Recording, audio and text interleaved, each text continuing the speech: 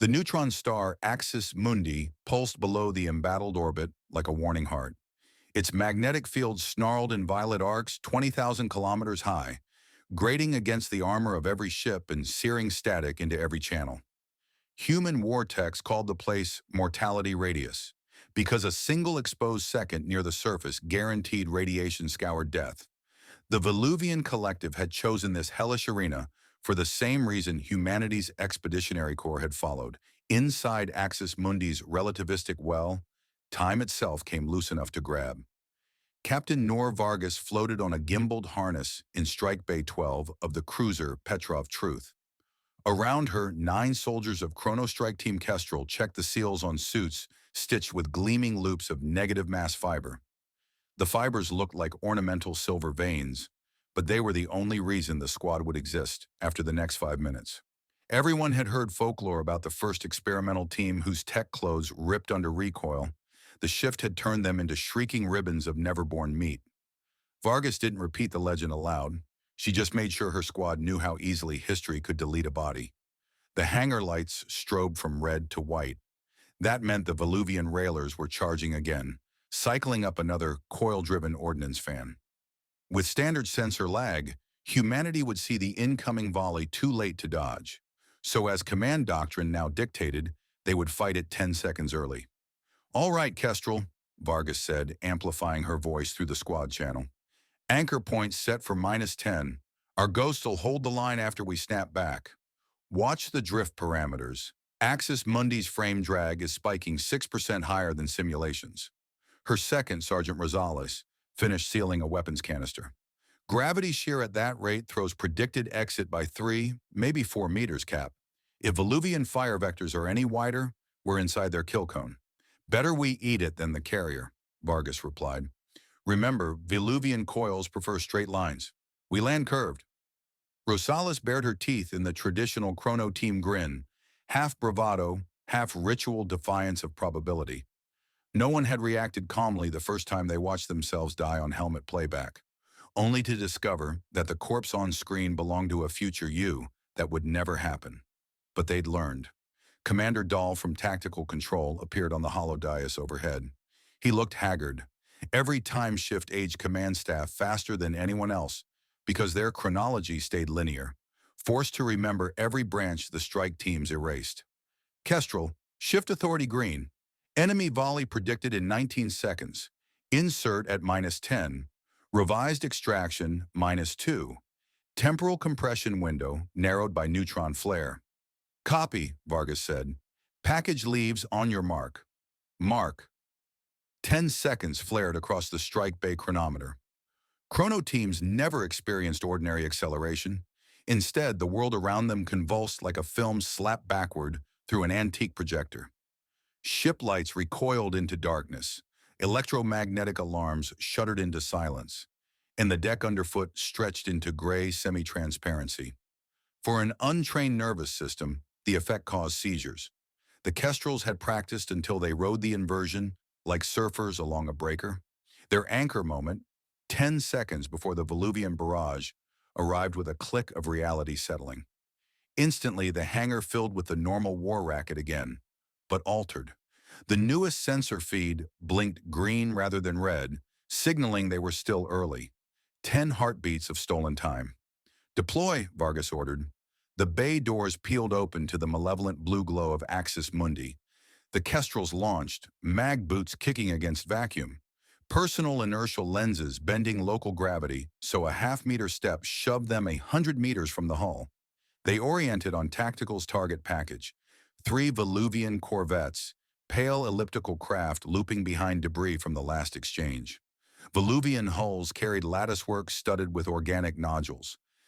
Biomech capacitors that chanted microwave psalms while charging. Through zoom optics, Vargas watched those nodules brighten in the ultraviolet. The volley was moments from release in the original timeline. Here at -10, the capacitors only just began to hum. She triangulated. "Corvette 2 first. Rosales, Ikanayake. Cut its left acceleration vane." Rosales and the designated engineer zipped ahead. Their negative mass fibers absorbed tidal torque that would have shredded standard EVA suits. Reaching the Corvette, They slapped shaped antimatter charges against the vein-like thruster. Even before the charges detonated, they blurred away, lines of silver lightning marking their personal warps. One fraction, late or early, and they'd end up smeared inside the Viluvian hull. But Rosales and Ekanayaki had the choreography timed to microseconds. Charges blossomed into white spears, slicing the vein. Debris pinwheeled into the neutron star's X-ray storm. Target destabilized, Rosales reported.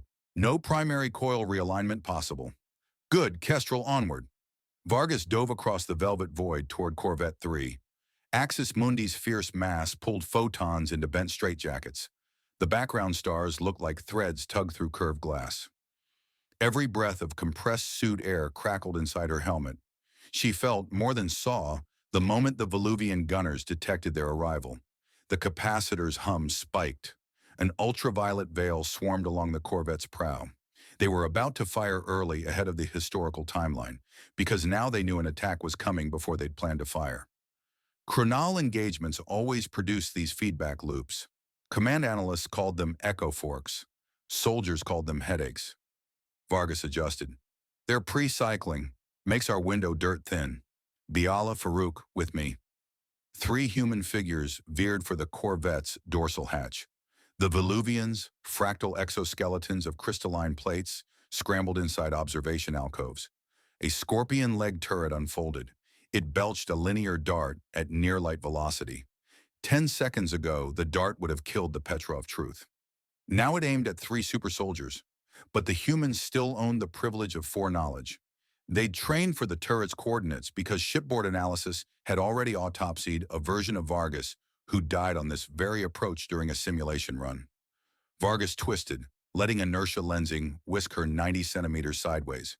The dart sliced by, close enough that its Cherenkov corona painted her visor white. Then they were on the hatch.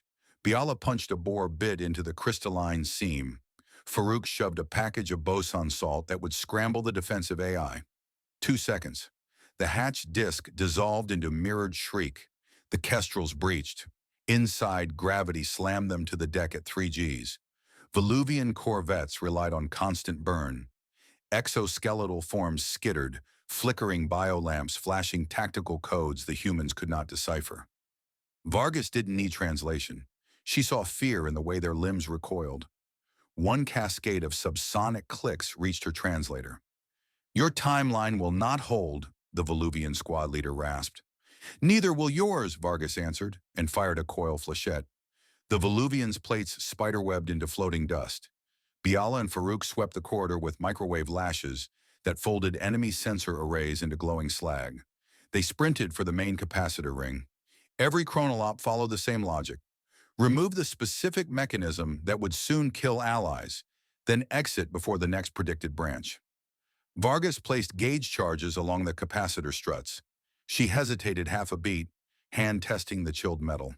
She felt the raw promise of energy inside, enough to transmute a city to glare. The Viluvia had always fought from behind ranges of mathematics, hurling impersonal darts between stars. Getting this close, seeing the machinery made their persecution tangible instead of theoretical. Charges set, Farouk confirmed. Synchronize on my beacon, Vargas said, and keyed the return whip. The extraction algorithm hurled them back toward the Petrov truth with one great reversal shudder. They left the Corvette 3 seconds before the charges went hot. Those seconds didn't belong to them. They belonged to Command, which would now splice a new victory into the live feed. As reality reasserted itself, Vargas watched through rear optics. The Corvette's capacitor ring detonated into a petaled corona, ripping the ship's spine open. The Viluvian dart volley, only half charged, veered wild, shards of momentum deflected by the blast. Most of the projectiles would sail uselessly toward the star until radiation flayed them down to iron vapor. A professional voice filled the open channel. Commander Dahl again. Good copy, Kestrel. Fleet impact negligible. Some edge strike on the Kasuga Maru's shield. No penetration. Tasking next insertion. Brace for rapid redeploy. Viluvians are saturating Kron detectors. They're learning, Captain. Everyone knew this would happen eventually. Time warfare offered every army equal opportunity to adapt. The victor would be whoever interpreted the recursive data spiral first. Vargas pulled her helmet seal, wiped sweat that smelled of copper and ozone. How many loops left before we blow timeline integrity? At current variance, 8. Maybe 6 if Axis Mundi flares again, Dahl replied, grim. So we make them count. Sergeant Rosales drifted closer. Cap, look. He projected telemetry. Among the debris field floated something new, a prismatic pod extruded from the Corvette in its death throes. It emitted a tachyon signature. Information beamed upstream along the chronology. They're sending warnings back to their own past, Rosales said. We'll face a version of Voluvia that already knows we crippled their Corvettes. Vargas exhaled. Then we bypass that branch. We go deeper. Time dive? Farouk asked. We've never opened beyond -60. We may need -120, Vargas said. Silence weighed heavy. Everyone had read the white papers. Probability of critical divergence climbed exponentially with longer offsets. Push hard enough and you might crawl out of the insertion with no Earth to return to. Commander Dahl inhaled audibly through the comm. Captain, define your intent. Vargas stitched the plan in her head even as she voiced it. We skip their foreknowledge stage. Insert at -120 and take their command cruiser before it can relay the first timeline marker. We prune the fork at the trunk. Negative, Dahl said at once. Shift control hasn't mapped gravitational lensing that far out. Unacceptable risk. Leaving Voluvia time to prepare is worse. Vargas steadied her tone. If their tech matures another iteration, they'll anticipate our -10 standard and shoot where we haven't yet appeared. Our doctrine collapses. The argument lasted only seconds. Battlefield hierarchy allowed initiative to field officers when communications lag threatened. Dahl saw it, respected it. Under protest, you have provisional green. Extraction guarantee void at offsets beyond -60. You go, you might not come back. Copy. Vargas rehelmeted. Kestrel, reconfigure spool matrices for depth dive.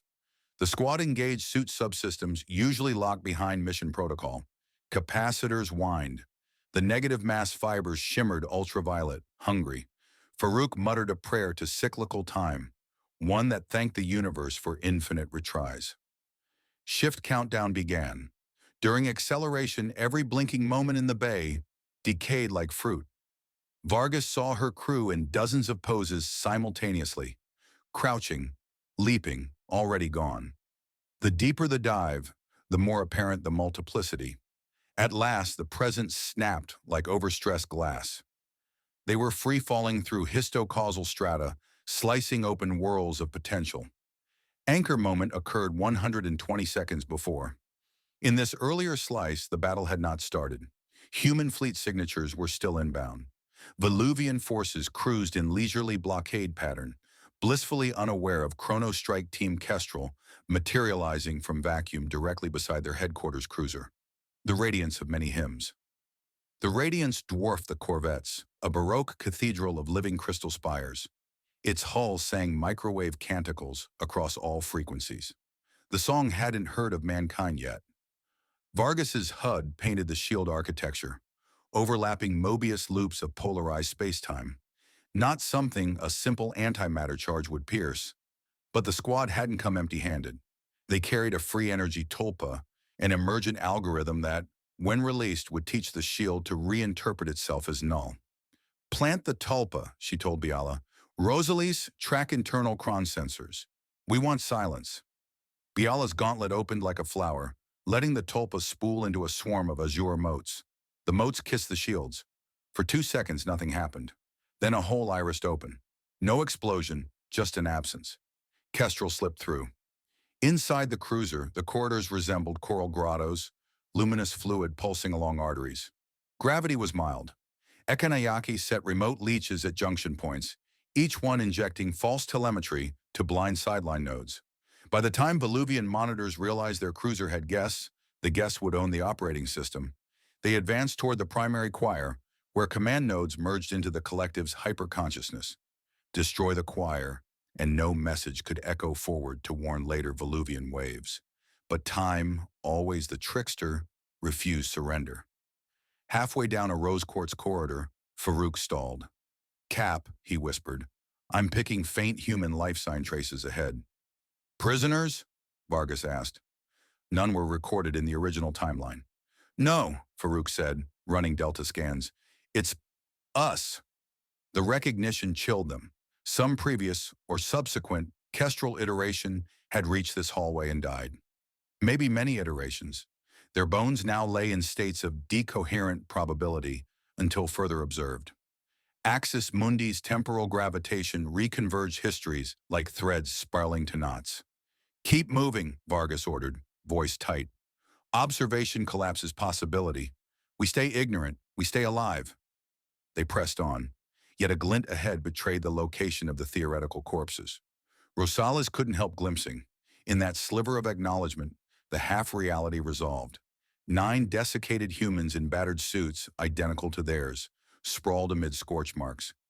Each skull cracked from within, as if something had been sucked out. For a moment the squad hesitated, feeling the hook of fatalism. Then training overrode dread. Whatever killed those doppelgangers had not yet existed in this timeline, and would not if they kept schedule. The primary choir loomed ahead, a vaulted chamber of lattice towers, each throbbing with color-coded command pulses. At the chamber, Hart levitated the choir conductor, a polyhedron of liquid crystal. Its facets flicked through indecipherable geometries. Slaying it would decapitate the cruiser's nerves and muzzle any chrono messages. They had practiced this kill dozen times in simulation. Biala tossed micro-singularity seeds that latched to the polyhedron's edges.